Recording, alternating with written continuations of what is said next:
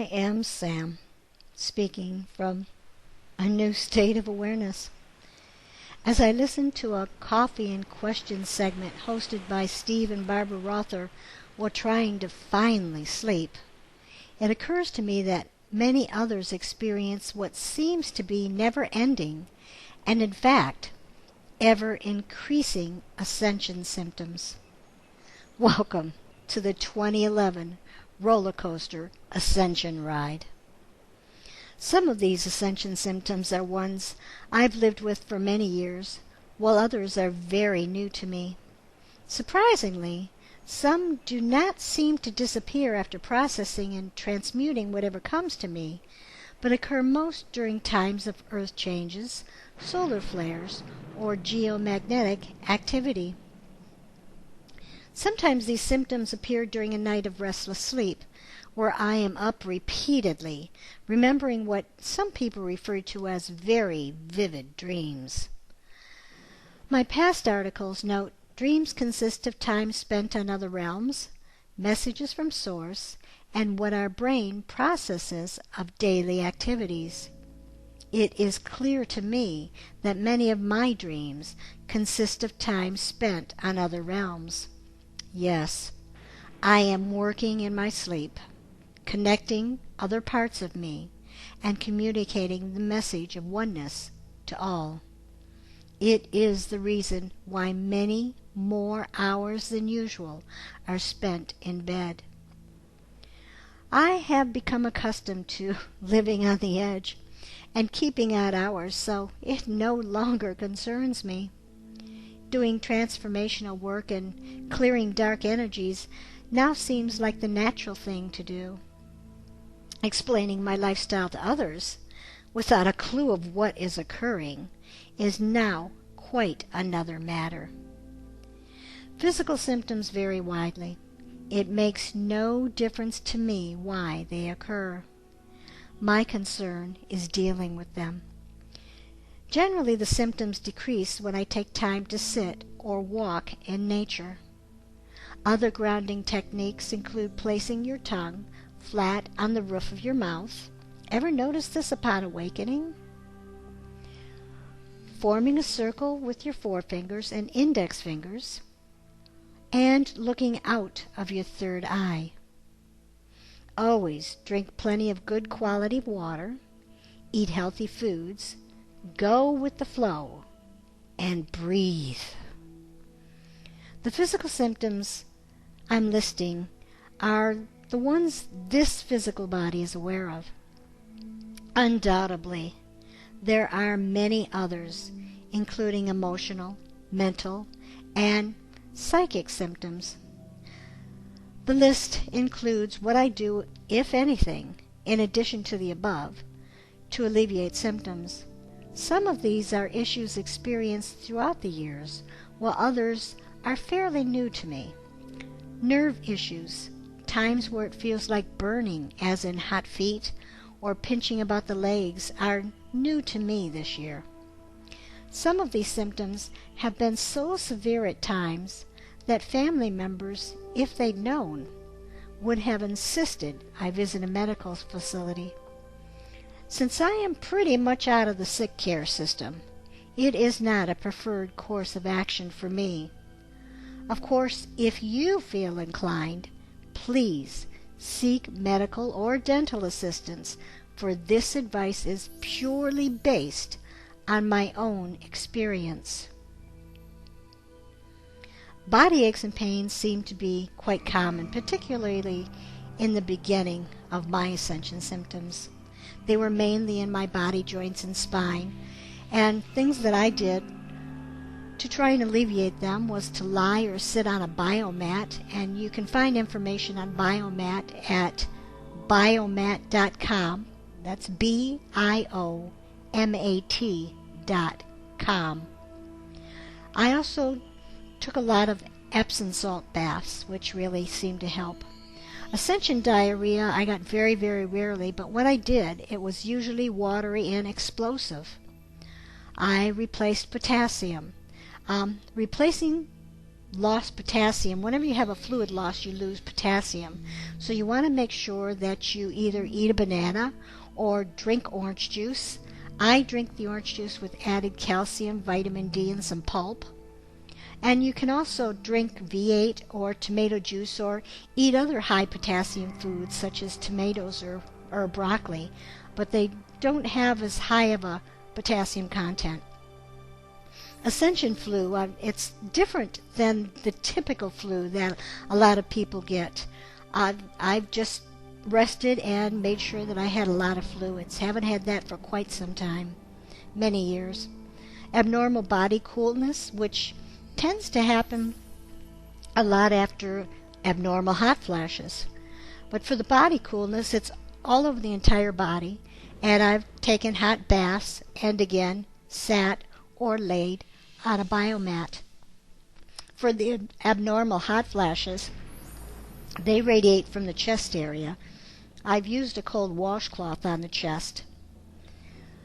Breathing changes, different kinds of breathing changes. You might find yourself breathing fast or breathing slowly or seeming to breathe rhythmically, but it's not something that you're consciously aware of doing. Just stay calm and continue to breathe.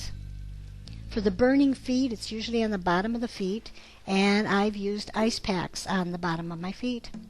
Coughing and sneezing, the only thing I've found to do with that is to stay calm and breathe. If my throat seems to be a little irritated, I might stick in a cough drop and suck on a cough drop. Dizziness and loss of balance, particularly at night when I get up to go to the bathroom after those very vivid dreams, I just grip the walls. If it happens during the days, you can grip the walls to go outside and sit or walk in nature. Just kind of sit down in nature until you get your equilibrium and then go for a little walk. Ear and hearing issues seem to be common. Popping inside of the ear, a lot of drainage in the ear, just kind of like a clear fluid, and ringing. That ringing sometimes seems to be persistent. Fortunately, mine is going away, so have faith. This too shall pass. Q-tips are my friend. I carry them with me in my pockets, usually wherever I go. Electrical-like vibrations, kind of like feeling like you're being plugged into a light socket. This can happen, has happened to me, and I've heard to some other people as well. Just stay calm and breathe and go with the flow. It's a very, very short symptom. Doesn't last for long, maybe less than a minute. Frequent urination usually occurs with disturbed sleep. Just make sure to replace potassium and drink plenty of fluids. Heart irregularities are common. You might feel like you've got pain in your heart. Your heart might beat really fast. A number of other heart irregularities. Just stay calm and breathe. Again, if you have medical conditions or you feel uncomfortable and you think you need medical assistance, seek it out. Intestinal issues seem to be very common as well. Gas, bloating, discomfort. I've found that you can just stay calm and breathe, and it goes away eventually. Usually doesn't last for very long. I used to chew on Tums, and that helped. And I've heard that some people have taken baking soda, a teaspoon of baking soda in a glass of water. But I've just not used anything because they pass rather quickly. Insomnia, disturbed sleep. I will, after a few hours, if I can't sleep, I'll get up and take a magnesium tablet, 250 milligrams, with orange juice with added calcium and vitamin D. Itching, tingling scalp on the top of the head normally. This will pass, doesn't last for very long. It's not a big concern. Middle back pain in the middle of the back. What I do is I have a large palm-sized crystal, and I just lie on my stomach and place it in the middle of my back. For motion sickness and nausea, you can take 250 milligrams of powdered ginger. You can get that in any health food store.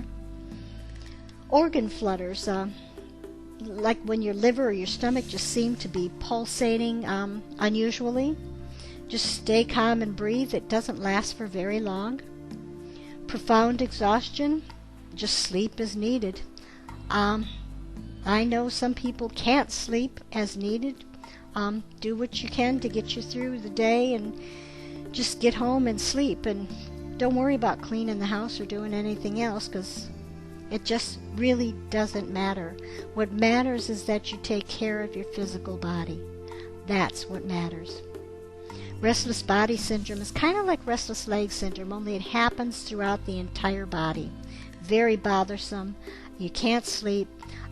One of the things that I have tried that seems to be successful is I take 2 omega-3, 6, 9 capsules, and they're 1,000 milligrams, and I have them with a tall glass of orange juice, and it really seems to help me. Sensitivity to sound, smell, and taste, get used to it, because it doesn't seem to be going away. Every once in a while it'll pop up. It's a reoccurring thing. Skin rashes, I don't worry about them. They started with me on my face. Kind of looked like the chicken pox, but it wasn't, and it passed in a couple of days. Teeth and sinus issues seem to be common. This too will pass, unless of course it's a dental issue, and I have been known to have dental issues, so I do usually get it checked out if it continues for a couple of days. Unusual headaches, a lot of people call these migraines. I do admit to taking a pill. This is about the only thing that I might take a medical, I don't even know what you call it anymore. I'm at a loss. Just a pain pill. Vision changes. I've gotten used to the vision changes. You might see things. Sometimes you can see the stuff of matter floating in the universe in front of you. You might see flashes of light. I did once go to get my eyes checked out because I was seeing the flashes of lightning quite a bit, and one of my good friends had just been operated on for retinal detachment, and so it was a concern. And I went and specifically told the optometrist that I was reading A Course in Miracles and it was associated with seeing flashes of lightning, and when my test was through he told me that that was probably what it was. But again, seek medical attention if you feel that it's necessary. For the nausea and the motion sickness, instead of the powdered ginger, you can also try ginger tea made from fresh ginger root. To make the tea, add about a 1-inch piece of peeled and sliced ginger to 1 quart of water, and then boil it for 5 to 15 minutes. Depending upon the strength and type of ginger used, 20 to 50 drops of tincture is also used to make tea.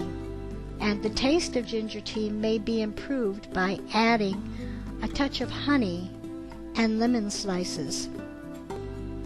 So that's about it. I sure hope that these help you. I know that they have helped me. Until next time, shine on, bright light.